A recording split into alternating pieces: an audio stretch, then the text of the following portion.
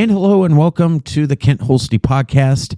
I'm so glad you decided to click this link right here on YouTube. And if you clicked a link on another social media site like Facebook, Instagram, Truth, or any other platform that I use, thank you so much. I appreciate your support, and I really hope that you would join in this conversation and be a part of this community and just building other people's lives up by being positive and encouraging. This isn't a place to be negative or point fingers or to be rude to me or to somebody else on here. That's just not what this is for.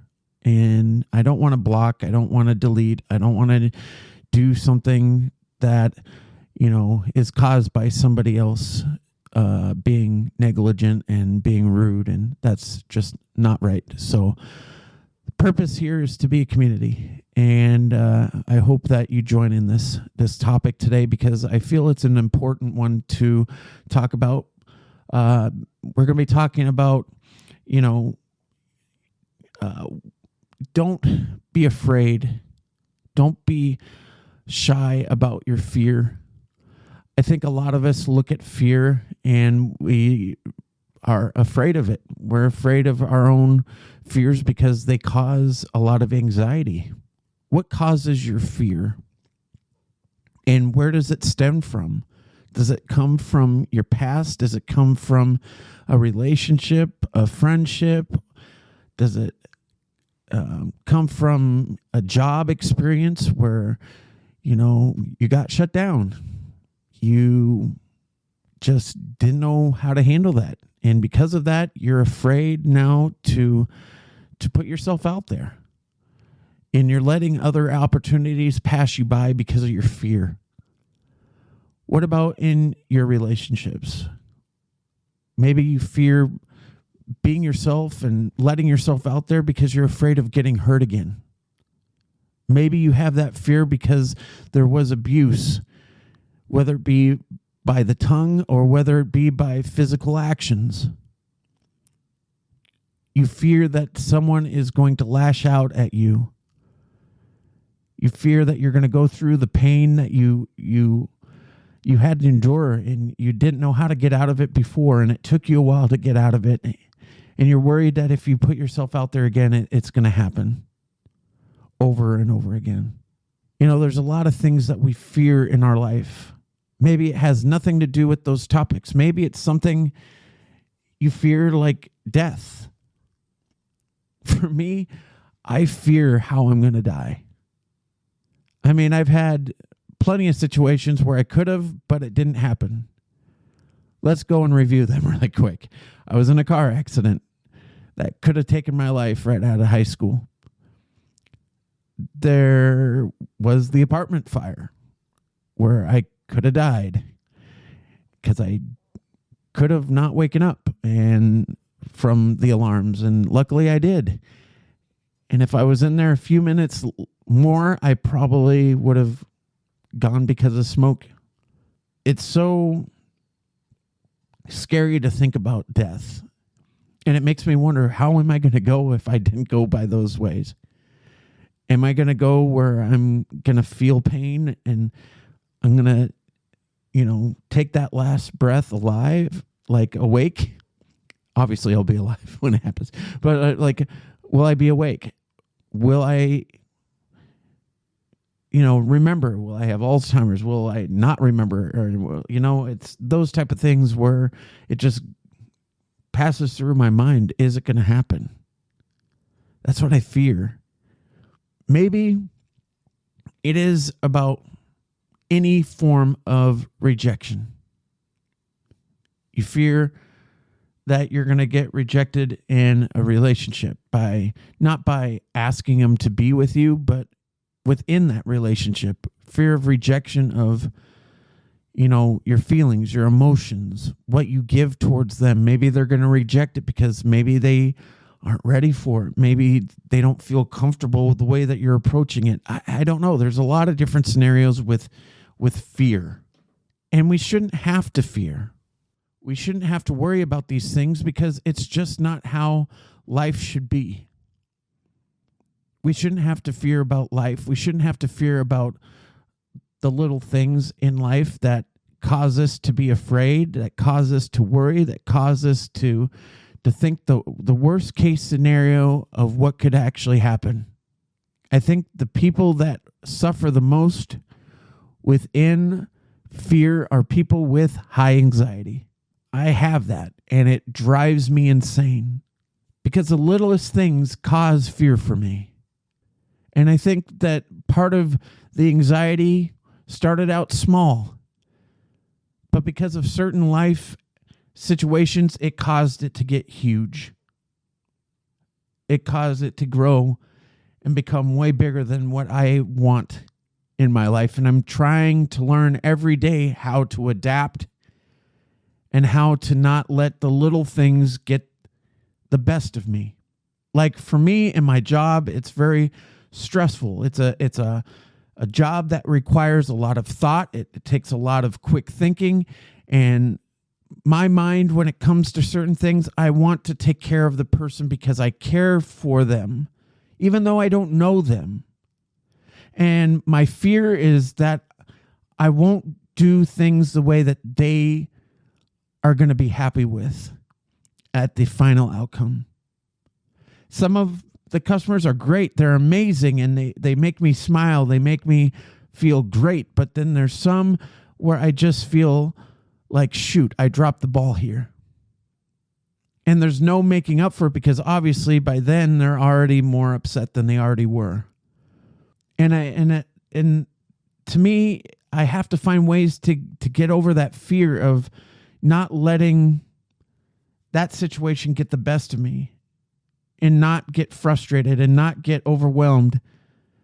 But sometimes it just goes that way and my mind goes into the wrong place and I have to catch myself so I don't let that get the best of me, if that makes sense, right?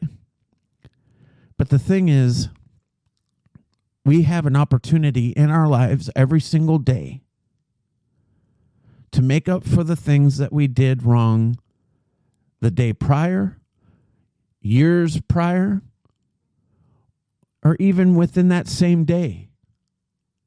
A lot of us feel like just because we do things and things happen, it's the end. That's how it is. And that's our fear, is that's how it needs to be. And that's how it will be. And it's not. We overthink our fear. We overwhelm ourselves with so much fear that we just dig ourselves in such a big hole that we can't get out of it. We fear the worst because look how the world is today. We fear what's going to happen next. Shoot, there's another plane or helicopter crash. Shoot, there's another school shooting or a shooting somewhere in a business or in a street, alleyway. It doesn't matter. There's so much violence. We fear what's going to happen next. We fear for our country, where it's going to go, where the leaders in our country are going to take us. We fear that because of these decisions, what's going to happen for our future. Life is consumed with fear. There's no hesitating it. No matter where we go, no matter what we do, fear is going to be at our side. So how do we overcome it? How do we get around our fear? This is what our topic is today, and I need you to join in this conversation. Answer these questions. In the midst of these fears that we have, what can we do to make it better? Where do we go? Well, the obvious answer for me is it starts with your faith. Where does your faith lie? Where do you go in the midst of your fear? For me, I go to Scripture. The Bible says, fear not, for I am with you. That's what the Bible says. For the Lord is with you. That's my hope. Number 2, I pray. In the midst of my fear, I pray. Funny story. There's a situation in my family, and one of my relatives calls me the praying uncle. I can see where they're coming from with that because I do pray a lot. But it just shows who I am as a person. When I'm stressed, when I feel down, when I'm angry, when I'm dealing with fear, I pray. And if it's God's will that these prayers that I have get answered, then it happens. But what I find is with people with faith, people get drawn away from Christianity because their prayers don't get answered. Are you praying for the right things? Are you praying for the right reasons? God will answer your prayers if it's the right path for you. And if those prayers aren't getting answered, it's probably because the direction you're wanting to go, the direction you're looking for is not the right way. Therefore, your fear, your anxiety is going to increase because the things that you're wanting, the things that you are expecting to happen that aren't happening are causing more pain, more grief, more anxiety, and you don't want that. So how do you change it? Where do you go? If it's not by faith, overcoming your fear can be as simple as going to a group, a support group where they can help you through your fear. Going to a therapist who can help you and lead you towards the right direction so you don't have that fear anymore. When I was going through my last divorce, I went to a therapist. I took the right directions within my fear because I had to make sure that I was in the right place, where my mind was in the right direction. Not only did I go to church multiple times a day, not only did I go to Bible studies as much as possible, not only did I listen to Christian music only, not only did I listen to devotionals as much as I could, that helped my fear. But I went to therapy. That helped with my fear because it let me know the things that I was doing, the life I was living, the people I was surrounding myself with were the right things. I had to overcome my fear by going to another state where I did not know anybody and working at a store that was failing, and I was fearing the worst for that store. What did I do? I took over. I did whatever I could to make that store the best, and it became the best. I overcame my fear by driving across the country, taking a risk, going on a prayer, fearing what's going to happen next, not having a job, going there to Kansas. But because of my faith, it led me to amazing people. It led me to a whole new life that I never thought was possible, that has led me to where I'm at today. I did not let my fear get the best of me. I took fear and I put it behind me. Even though in my mind, in the back of my mind, there was still that fear, I did not let it overcome me. I said, I'm not going to let fear rule my life anymore. I had to take chances. I had to go out and refine myself so I could become a better person. And because of these choices that I made, because of the things that I did, it got me to where I needed to be. And yes, there is fear still in my life. Yes, I wake up with fear every single day. Fear that I'll never get to talk to my 3 kids ever again. Fear that I'll never get to experience that relationship that I once had with them.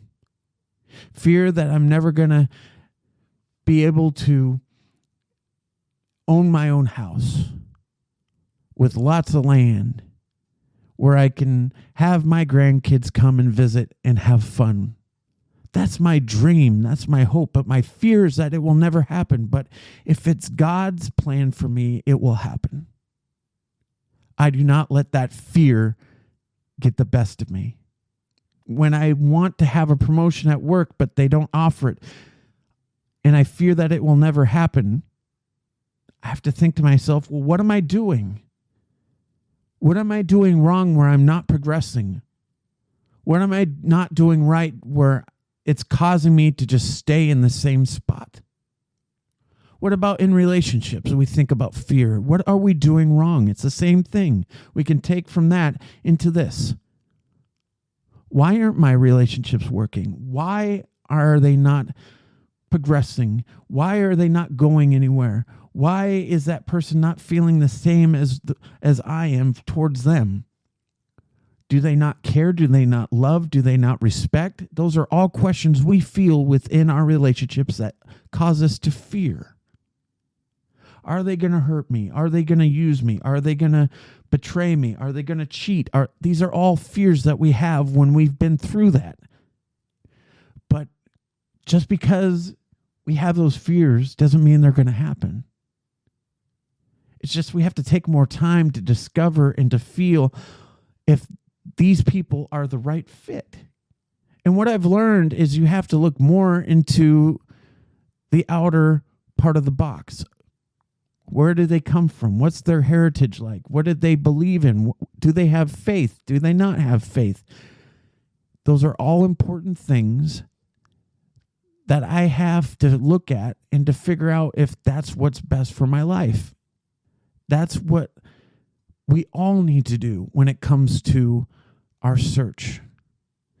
But the biggest thing I hear from people when they're looking for relationships is the fear from their past is preventing them to fully put themselves back to where they need to be. And my question is if people are searching and they have all these fears, then if you're fearing so much, maybe you're not ready to be in a relationship. Maybe you need more time to discover who you are and what you need. And if you're fearing from the things from the past, maybe you're not fully healed yet. Maybe you need more time. You can't rush when it comes to relationships. That's the one thing that I've learned.